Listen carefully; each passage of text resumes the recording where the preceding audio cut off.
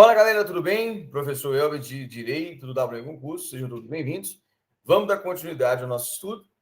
Hoje vamos trabalhar, ainda o artigo 5º da Constituição. Vamos entrar agora nos remédios constitucionais, chamado também de ações constitucionais ou instrumentos constitucionais, tá joia? Então, vamos lá no seu inciso 68. No caso lá, vamos dar uma lida no texto constitucional. Conceder-se habeas corpus sem alguém sofrer ou se achar ameaçado de sofrer alguma violência, coação em sua liberdade de locomoção, por ilegalidade ou abuso de poder. Então, esse remédio constitucional, essa ação constitucional, quando o Estado, o poder público, age de maneira abusiva, quando viola ou ameaça a liberdade de locomoção do cidadão. Nós temos a doutrina fala, diverge que o início do habeas corpus foi em 1779, em inglês, ou também na Constituição inglesa de 1215, da Constituição de João Sem Terra, diverge um pouco da doutrina. Nós temos o habeas corpus preventivo e repressivo, e lembrando que ele é sempre gratuito. Um exemplo de preventivo, igual na situação da CPI, Comissão Parlamentar de Inquérito, os parlamentares ou grandes empresários pegam lá, buscam, impetram uma ação de um habeas corpus justamente da garantia de falar e não ser preso diante daquelas circunstâncias. O repressivo, aquele que já está no cárcere. Então, o habeas corpus de grande importância.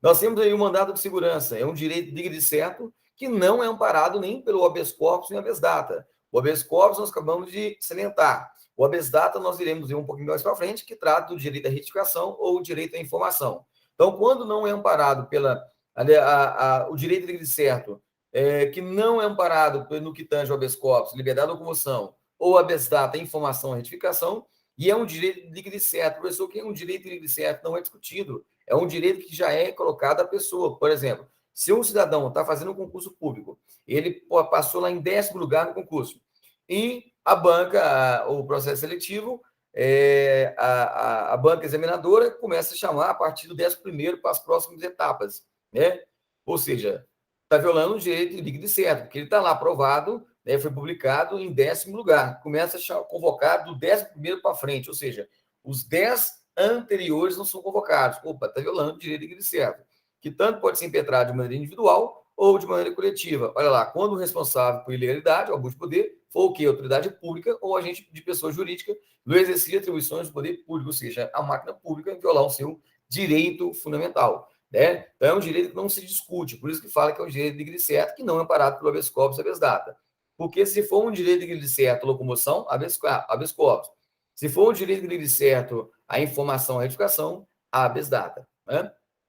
E nós temos o mandado de segurança individual e o coletivo. O coletivo tem que ter o quê? Um dos dois requisitos, letra A ou letra B. Olha lá, partido político com representação no Congresso Nacional, por exemplo, tanto pode ser da Câmara quanto do Senado Federal, ou organização sindical, o sindicato, entidade de classe ou associação, lembrando que essa associação tem que ter pelo menos funcionamento, legalmente constituído em funcionamento há pelo menos um ano, no caso, em tela, em defesa do interesse de seus membros ou associados. Então, lembrando que no caso em tela, a associação que tem que ter pelo menos um ano de funcionamento. Então, é um ou outro, no caso, a organização sindical, entidade de classe, associação ou partido político com representação no Congresso Nacional.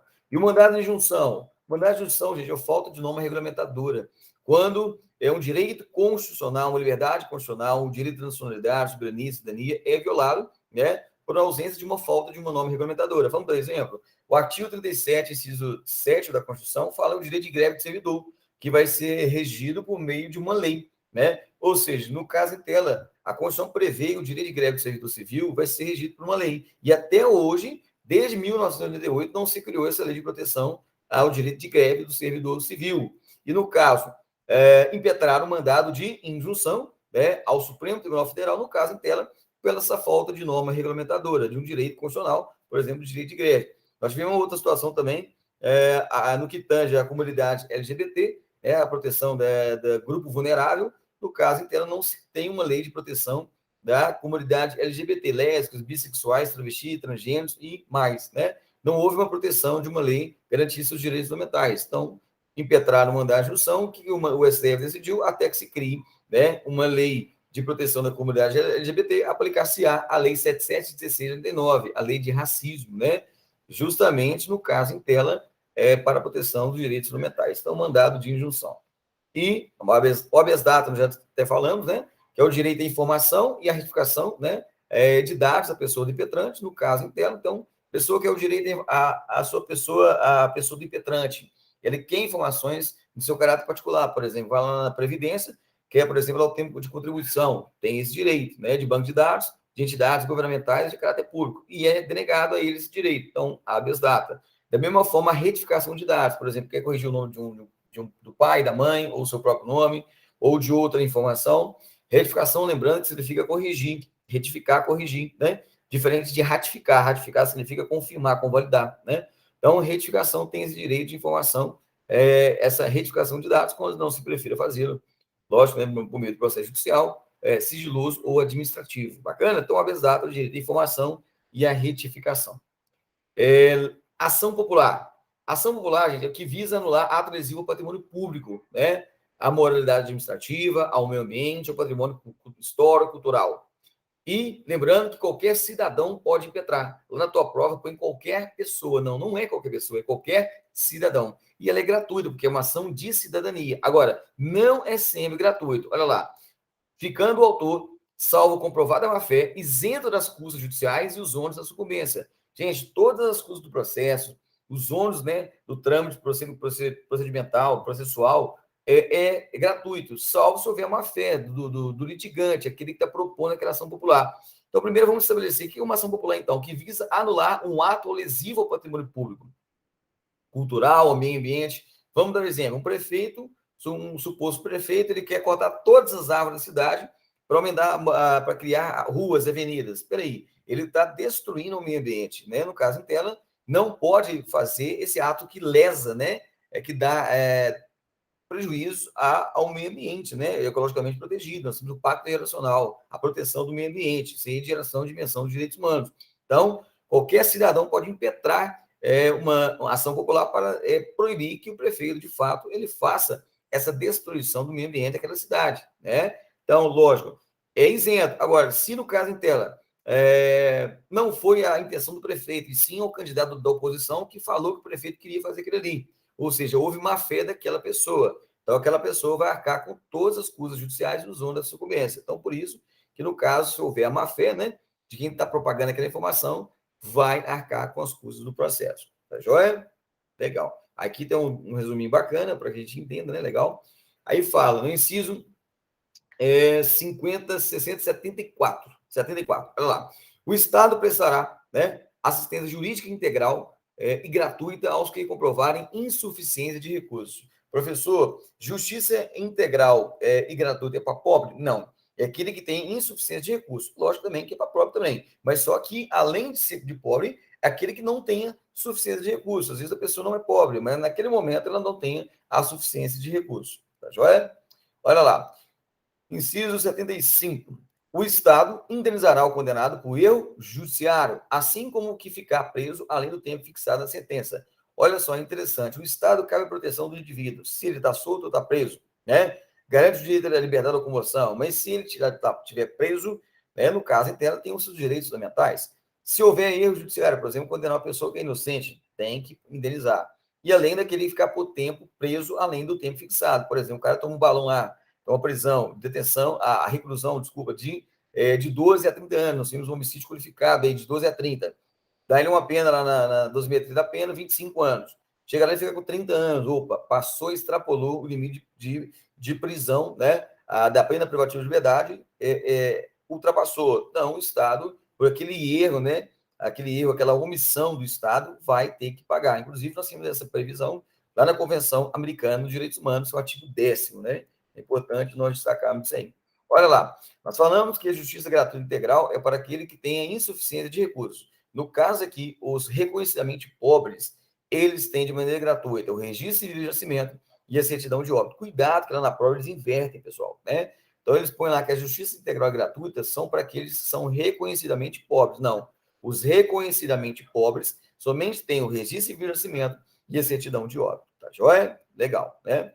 Então, vamos lá. Inciso 77. São gratuitas as ações de habeas corpus e habeas data. Sempre, sempre, sempre gratuito as ações de habeas corpus e habeas data. E na forma da lei, os atos necessários ao exercício da cidadania. Por exemplo, aqui no caso em tela, os atos de cidadania, via de regra, são gratuitos, mas pode ser oneroso. Por exemplo, caso houver má-fé do litigante. Então, igual no caso da ação popular, que é um ato de cidadania, uma ação de cidadania. Mas, via de regra, é gratuito. Então, o que é sempre gratuito? Cuidado da prova, hein? Sempre gratuito é habeas corpus e habeas data. Ação de cidadania é gratuito, mas se houver má-fé, ele vai arcar as zonas comerciais, né, e as custas do processo. Tá joia? Então, aqui um resuminho legal para que a gente tenha, tome conhecimento aí. Show de bola. Vamos lá nos 4 parágrafos que tem, nós temos no artigo 5º, de grande importância para a sua prova. As normas definidoras dos direitos e garantias fundamentais têm aplicação imediata. Gente, não existe o chamado vacatio legis para as normas dos direitos fundamentais. Nós temos aí o artigo 1º da Lei de Introdução às Normas do Direito Brasileiro, que fala que, via de regra, o vacatio legis é de 45 dias, quando não dispuser de forma diferente. Mas, no que tange, artigo 1º, quando fala de direitos fundamentais, a aplicação imediata. Não tem o chamado vacatio legis. Parágrafo 2º. Os direitos e garantias expressos na Constituição, olha aí, gente, não excluem outros direitos decorrentes de regime ou dos princípios por ela adotada, pela Constituição que adotou, ou dos tratados internacionais em que o Brasil seja parte. Por exemplo, nós temos aí a Declaração Universal dos Direitos Humanos, de 10 de dezembro de 1948, que tem o status de supralegalidade.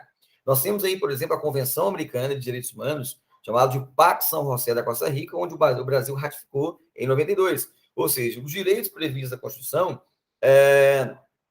no caso de tela, não vão excluir outros, né, das normas internacionais, principalmente quando o Brasil for signatário, né? Eles vão trabalhar de maneira conjunta, é o que estabelece o parágrafo 2º. E o parágrafo 3º estabelece de grande importância, esse parágrafo 3º, né, gente, que foi introduzido pela Emenda Constitucional número 45, 2004, que os tratados e convenções internacionais de direitos humanos, tá joia?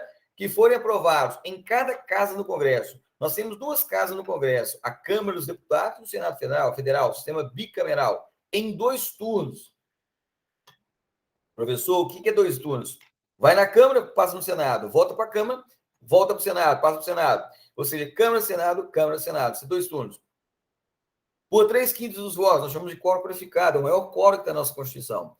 Dos respectivos membros serão equivalentes às emendas constitucionais. Professor, então o senhor está querendo dizer que as normas internacionais de direitos humanos, tratados e convenções que forem aprovados por cada casa no Congresso, 2 turnos, 3/5 dos respectivos votos dos membros terão equivalência às emendas constitucionais? Sim, né? Ou seja, terão status de emenda constitucional. Professor, e a Declaração Universal de Direitos Humanos, que é uma norma internacional de direitos humanos, mas ela foi incorporada antes do artigo, da introdução do artigo 5º, parágrafo 3º, que foi por meio da Emenda Constitucional 45 de 2004. Tem um status de emenda constitucional? Não. A Declaração Universal de Direitos Humanos, né, que pode vir na sua prova aí destacando essa relevância jurídica, né, tem um status de supralegalidade, ou seja, abaixo da Constituição e acima das normas infraconstitucionais. Bacana? E para nós finalizarmos aí, isso é um resuminho, né, legal, do artigo 5º, parágrafo 3º, e para finalizarmos aí o artigo 5º, estabelece que o Brasil se submete à jurisdição do Tribunal Penal Internacional, né, cuja criação tenha se manifestado a adesão. Então, o Brasil se manifestou a adesão, né, essa jurisdição do Tribunal Penal Internacional, que foi criada nessa Corte Internacional pelo Estatuto de Roma em 1998, né, cuja criação foi para julgar indivíduos que cometem violação dos direitos humanos, por exemplo, no caso de genocídio, extermínio e escravidão. Bacana? Pessoal, aqui tem uns resuminhos bacanas para que você dê uma lida, para facilitar o seu estudo. Show de bola? Isso aumentará o seu conhecimento para a prova. Tá joia? Um grande abraço e até a próxima aula. Valeu!